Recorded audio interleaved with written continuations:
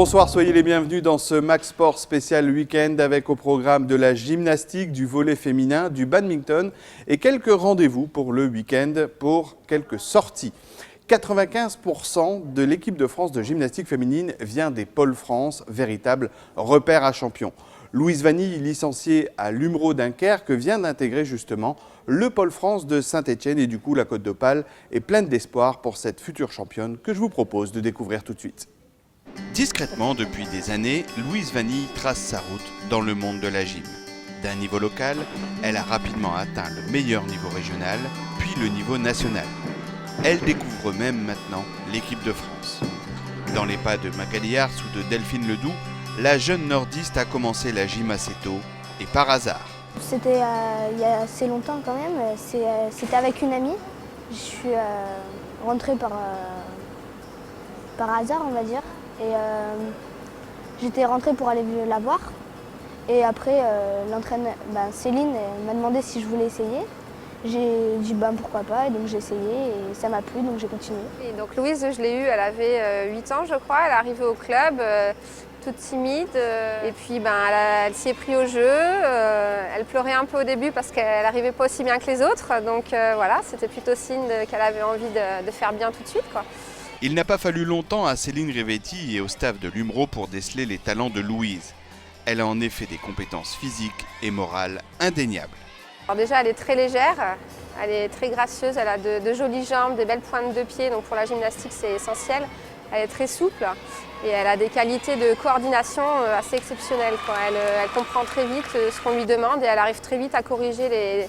Dès qu'on l'entraîneur demande une correction, elle arrive très vite à le faire. Et ça, c'est une grande qualité, surtout dans la gym de haut niveau. Mon caractère est très fort, on va dire. Donc des fois, c'est ça qui me fait aussi réussir. Des fois, ça m'énerve de voir les gens réussir et pas moi, donc ça me donne envie de réussir. C'est des stages d'abord qu'on a fait par département. Après, j'ai été sélectionnée pour faire des stages région. Après, pareil, jusqu'en zone. Et la zone, après, a décidé de m'envoyer dans les stages nationaux. Et après, les entraîneurs nationaux ont décidé de me prendre dans le collectif, on va dire. Et donc, logiquement, Louise est devenue championne de France Espoir, puis championne de France Avenir en 2008 et 2010. Pour aller plus haut, la Malouine ne pouvait pas rester sur le littoral. Au début, je suis partie à Meaux pendant 2 ans. Et là, depuis septembre, je suis à Saint-Étienne. C'est une structure plus grande. Elle fait quand même beaucoup de sacrifices par rapport à une fille entre guillemets normale. Parce qu'elle a dû quitter ses parents de bonne heure. Ça fait 3 ans qu'elle n'est plus à la maison. Elle a un rythme de vie assez impressionnant, parce que c'est 2 entraînements quotidiens jumelés à un cursus scolaire normal. Donc c'est pas facile tous les jours.